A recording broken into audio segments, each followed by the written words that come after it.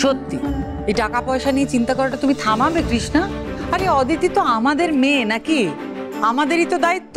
হ্যাঁ শোনো, আমি যদি তোমাকে আর একবারও শুনেছি না টাকা পয়সা নিয়ে কথা বলতে, তাহলে কিন্তু আমি খুব বকবো, তোমাকে বলে দিচ্ছি। বৌদি, তোমার মতো বৌদি যেন সব ননদের পায়। আর তোমার মতো ননদ যে লাখেও একটা মেলে না।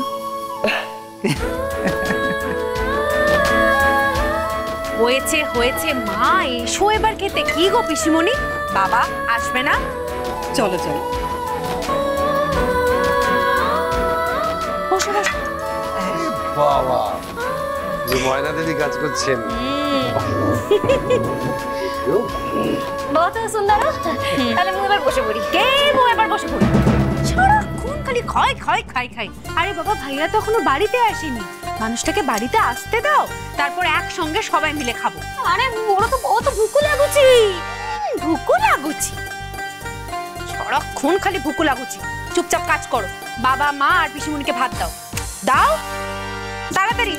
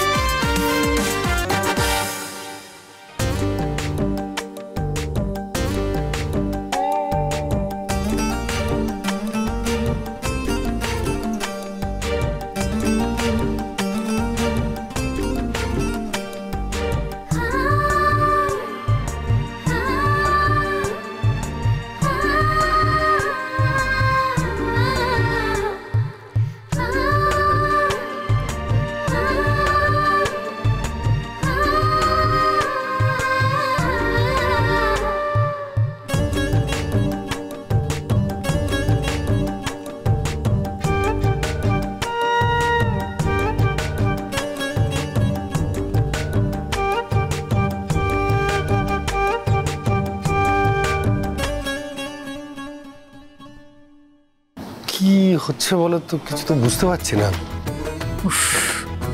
তুমি তো কিছুই বোঝো না।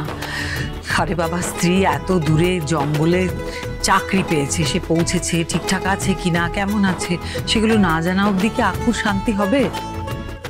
ওখানে পৌঁছানোর পর থেকে একবারও কথা হয়নি রাঙার সঙ্গে ওর। দেখছো না কিরম ছটফট করছে ও। আসলে যখন মানুষ একে অপরের থেকে দূরে চলে যায়, তখনই তার প্রতি টানটাও বেড়ে যায়। আমাকেই দেখো না, বুকে পাথর চাপা দিয়ে বসে আছি। আমার কি কষ্ট হচ্ছে না? হচ্ছে তো। আমি কি চাইলে জোর করে রাঙাকে আটকে রাখতে পারতাম না? পারতাম, কিন্তু আমি করিনি সেটা। কারণ আমি তো দোষী, আমি তো ভুল করেছি।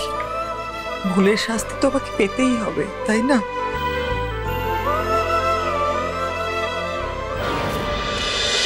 রাঙামতি তীরন্দাজ সোম থেকে রবি প্রতিদিন সন্ধ্যে 7:30টায় স্টার জলসায় ও জিও হটস্টারে।